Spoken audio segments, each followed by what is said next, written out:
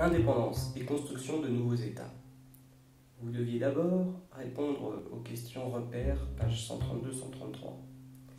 En répondant tout d'abord à la première question, qu'est-ce qu'une colonie et qu'est-ce qu'une métropole?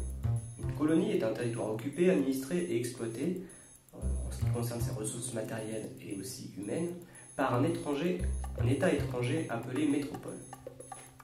Durant quel siècle la colonisation a eu lieu en Amérique, en Asie et en Afrique?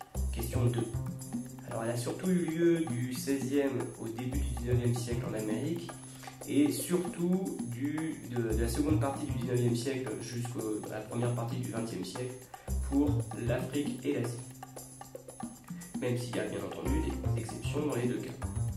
3. Quels sont les deux principaux empires coloniaux en 1945? Prouve-le à l'aide d'exemples.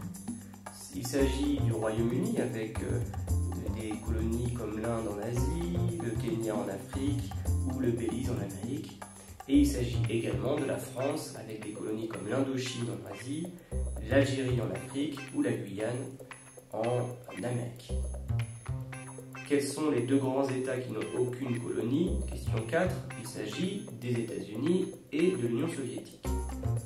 Quand la décolonisation commence-t-elle? Durant quelle période le processus de décolonisation fut-il le plus important? Question 5.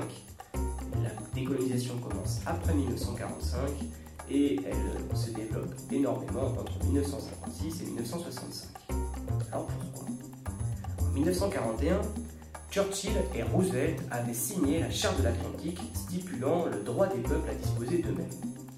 Les deux dirigeants pensaient principalement aux peuples européens qui étaient dominés par les puissances de l'Axe.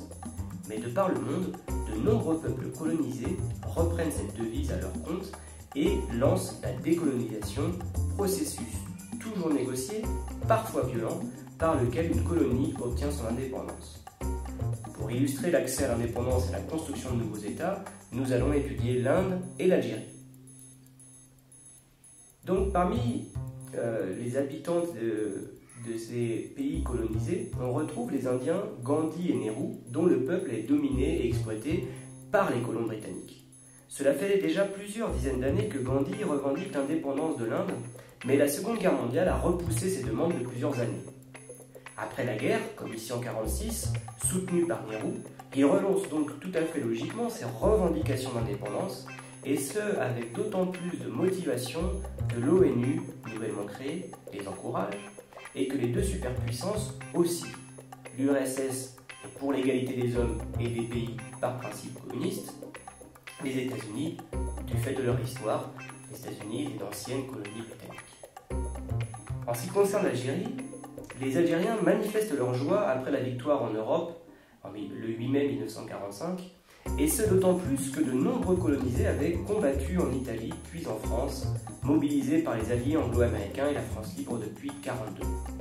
Les manifestants agitent donc des drapeaux français, mais certains arborent aussi les drapeaux algériens à Sétif, Guelma et Kherrata dans la région de Constantine.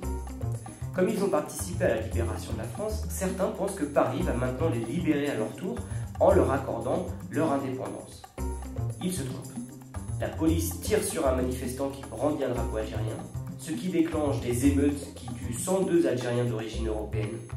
Et l'armée coloniale française intervient comme réponse et tue plus de 3 à 8 000 Algériens d'origine maghrébine. Donc, en résumé, pourquoi les indépendances ont lieu en 1945? Parce que le contexte y est favorable. Avec la participation des colonisés, notamment des Maghrébins, à la libération de pays européens, et donc ils demandent leur liberté à leur tour, c'est une valeur de la République française. Ensuite, parce qu'il y a la fin de la primauté européenne, les empires coloniaux ressortent affaiblis de la Seconde Guerre mondiale. Le Royaume-Uni est vainqueur, mais c'est un pays qui est en partie détruit. La France est vaincu. La Belgique et les Pays-Bas, d'autres puissances colonisatrices, ont été envahies et occupées, et l'Italie a été vaincue. Donc il y a un affaiblissement matériel et moral des métropoles. La mise en place de l'ONU, troisième point, met en avant le droit des peuples à disposer d'eux-mêmes, ce concept de la Charte de l'Atlantique que l'ONU reprend dans sa charte en 1945.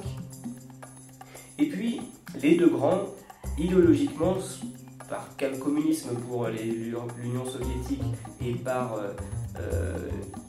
fait de son histoire pour les États-Unis, mais aussi pour des raisons géopolitiques. Nous avons la course au territoire durant la guerre froide. Là, nous sommes bien dans le contexte de guerre froide. Cette course au territoire est aussi un argument pour les deux grands pour pousser à la décolonisation et récupérer dans leur bloc les États et leurs richesses en matières premières, en énergie notamment. Donc nous allons étudier le processus de décolonisation en Inde et en Algérie dans le prochain cours.